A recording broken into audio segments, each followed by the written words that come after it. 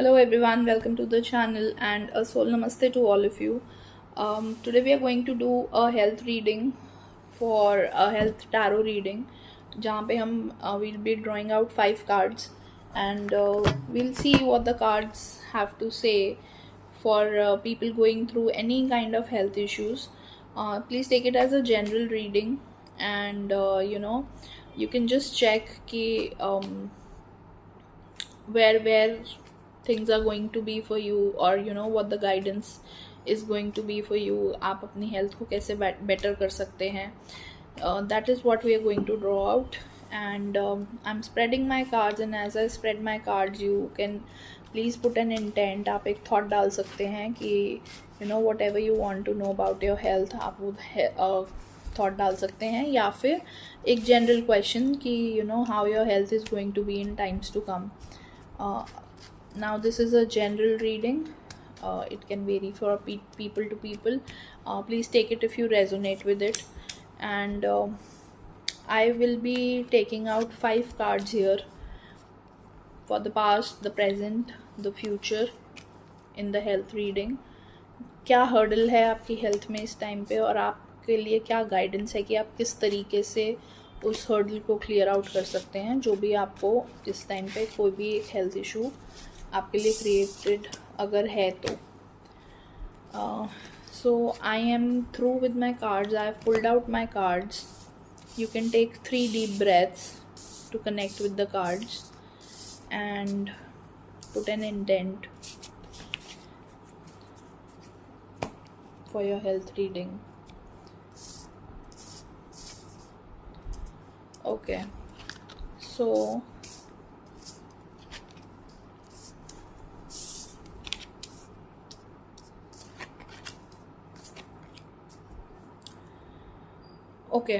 so I have shuffled the cards and taken them out facing up. यहाँ पे जो भी हेल्थ इशू क्रिएटेड है, this seems to be more like mental health issue. Physical से ज़्यादा mental problems से घिरे हुए आप ज़्यादा लग रहे हैं. जो भी इस रीडिंग से रेजोनेट करेगा, there is a lot going on in your mind and anxiety बहुत ज़्यादा है इस टाइम पे.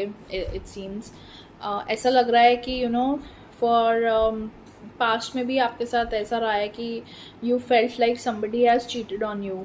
आपको कुछ मेजर सेटबैक फेस करना पड़ा है and you felt like that somebody has either taken something very precious from you and उसकी वजह से you are feeling like आपको incomplete सा फील हो रहा है बहुत ज़्यादा, which has been the cause of your health problem.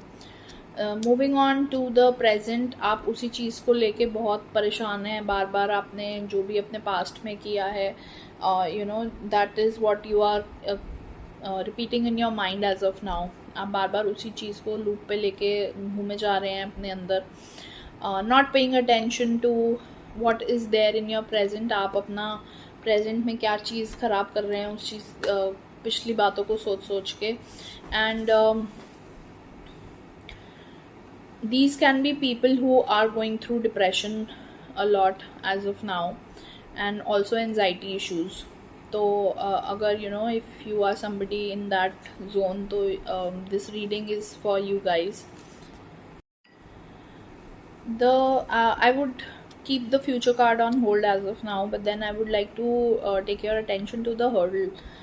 Why the hurdle first? क्या होता है जब भी हम ये टैरो स्टोरी टेलिंग कर रहे होते हैं, हमें जो भी हमारा प्रॉब्लम एरिया है उस पर ध्यान देने की बहुत ज़्यादा ज़रूरत होती है. बिकॉज जब तक हम अपनी उस हर्डल पे ध्यान नहीं देते हैं तो हमें वी डू नॉट फील, मतलब पॉजिटिव स्टेप्स कहाँ से आएंगे लाइफ में अगर हमने अपनी हर्डल पे ध्यान नहीं दिया, जो ऑब्स्टैकल हमने क्रिएट कर रखी है अपने लिए.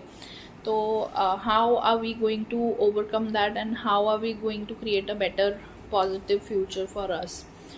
So the hurdle here is कि people who are going through the mental area, I would say, जहाँ पे उनको ये लग रहा है that they are feeling very alone and sad. तो उनके लिए the hurdle seems to be like that these are the people who have been very authoritative kind of figures, that it's either my way or highway kind of a situation, because as you can see ये hurdle में Queen of Swords का card है.